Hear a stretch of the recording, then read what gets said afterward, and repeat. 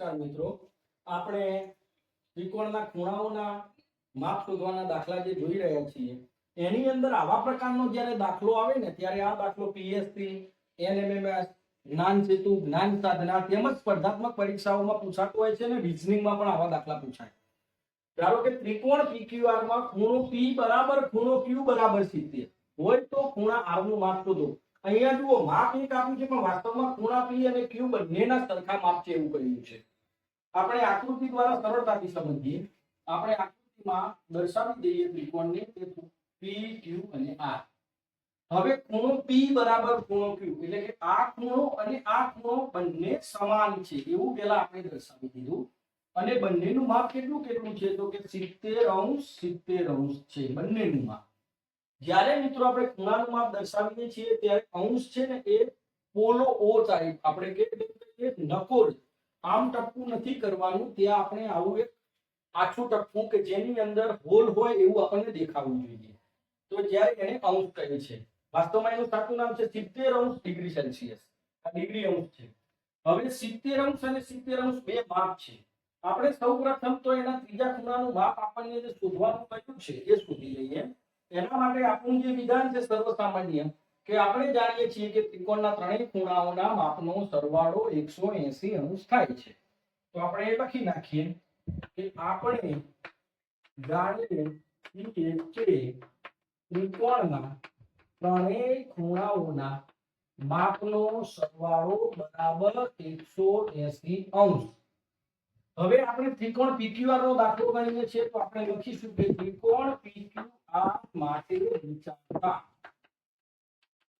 Step by step દાખલો લખવાની સાચી રીત છે.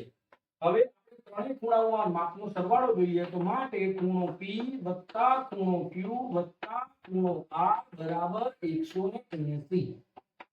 ખૂણા P નું માપ છે 70° વત્તા Q નું માપ છે 70° વત્તા ખૂણો R શોધવાનો છે એટલે એમના એમ રાખશું અને છેલ્લે લખશું 180.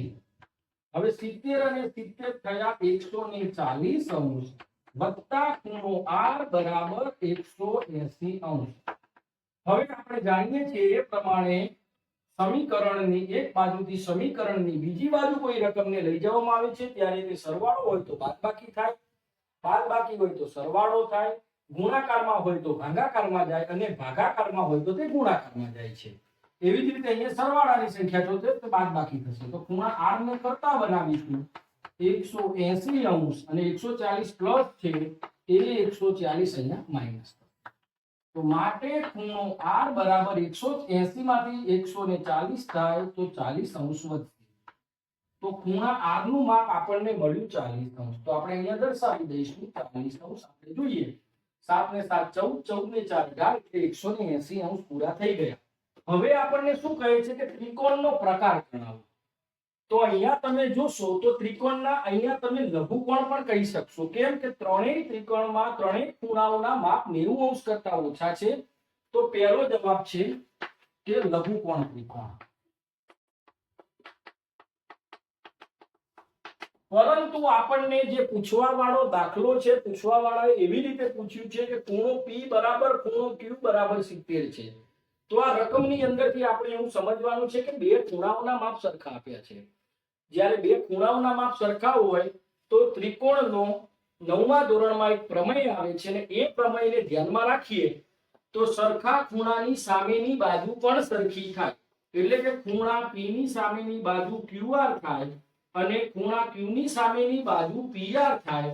એટલે કે અહીંયા જો Q નું માપ 70 હોય તો PR નું માપ જે આવે એ જ માપ QR નું આવે, કારણ કે અહીંયા પણ 70 છે. માટે અહીંયા તમે જોઈ શકશો તો કે બે બાજુઓ સમાન થઈ ગઈ એટલે આને સમદ્વિ બાજુ ત્રિકોણ પણ કહી શકાય. એટલે આનું નામ સમદ્વિ બાજુ ત્રિકોણ પણ થાય. તમે જવાબમાં લઘુકોણ ત્રિકોણ લખીને આવશો તો પણ ચાલશે અને સમદ્વિ બાજુ ત્રિકોણ લખશો તો પણ ચાલશે અને બંને નામ લખશો તો પણ ચાલશે.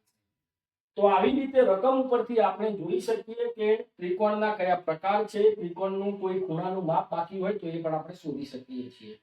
મિત્રો, આશા રાખું છું કે આપને મારા આ વિડિયો દ્વારા ત્રિકોણના ખૂણા શોધવાની અને ત્રિકોણનો પ્રકાર નક્કી કરવાની ખબર પડી હશે. ખૂબ ખૂબ ધન્યવાદ.